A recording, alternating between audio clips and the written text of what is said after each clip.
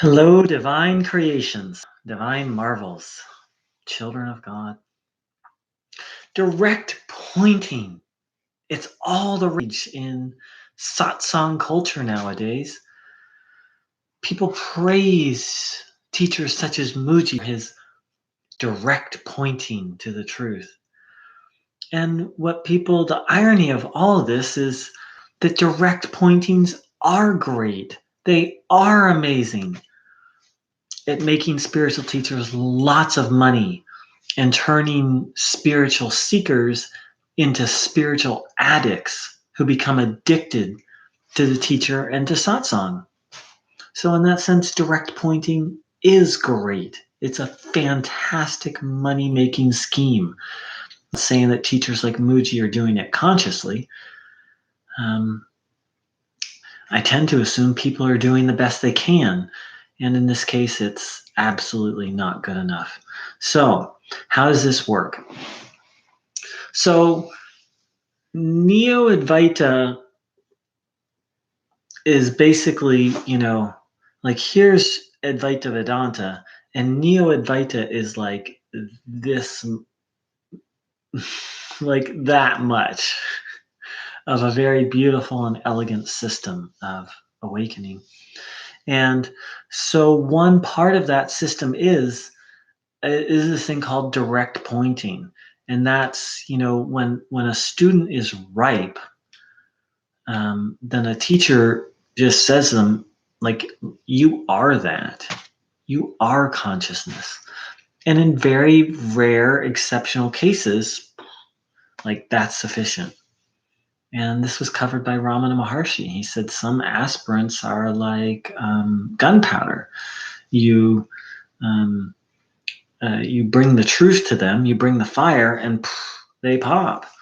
But that's a very rare situation. And, that's something that's done one-on-one when the teacher senses the student's ripeness. Just going around and like giving direct pointing speeches to the masses, that's a Neo-Advaita invention. That's all it is. And in this case, it's a very harmful one because what happens is people get high. Look, if you do any kind of self-inquiry or Vedanta styled meditation, you'll get a result.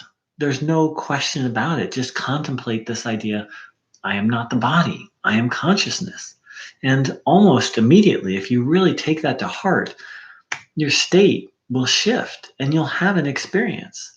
And then you add to that someone like Muji or some of these other teachers who've had a partial awakening, probably and whose kundalini is active. Any teacher whose kundalini is active, not just teacher, anyone whose kundalini is active, they emanate a certain energy. And then you add to it people's like projection onto the teacher, like, oh my God, this is an awakened teacher who's going to lead me to liberation. You combine people's projections plus the teacher, the person is emanating a type of spiritual energy, plus the person is leading people through a meditation that creates an altered state, and people are going to have spiritual experiences, or they're going to have tastes of the non-dual state, but it's not going to stick. Non-dual awakening only sticks if the student is thoroughly prepared. And that's the like 99% that gets left out of Neo-Advaita. And so what it does is it fosters dependence on the teacher, on satsang, on watching Muji videos. And it's a great way to create a culture that sort of almost worships awakening, but no one ever gets there because the improper tool, technique, vessel of awakening isn't being taught. What's being taught is basically spiritual highs, which are addictive. I speak from experience. So, so yeah, if you hear anyone be like, "Oh, this teacher just points people directly at the truth," like red flag, serious red flag. Um, Run. A real teacher, such as our friend Ramana Maharshi, he just sensed where each person was at.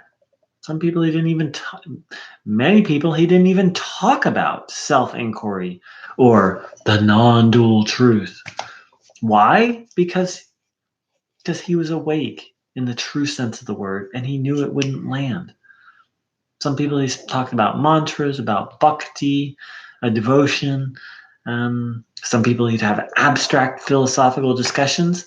And then some people would ask him, some people would bring up abstract philosophical topics, and Ramana would just talk and talk and talk about all sorts of different things. And some people would ask an abstract philosophical question, and Ramana would just be like, who is it that wants to know?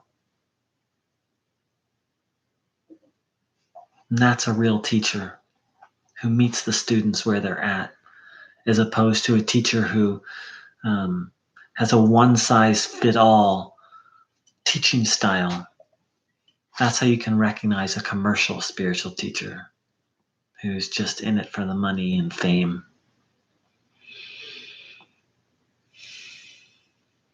Amidst all this crap, let's not lose faith in the truth of what we are, and the truth that there is a part of us that's forever at peace. And so let's go on the journey of really learning Advaita Vedanta, learning the full system of recognizing the most important thing and finding the most important thing, our very self, and hence finding the divine. Thanks so much for joining in. Take care. Much love.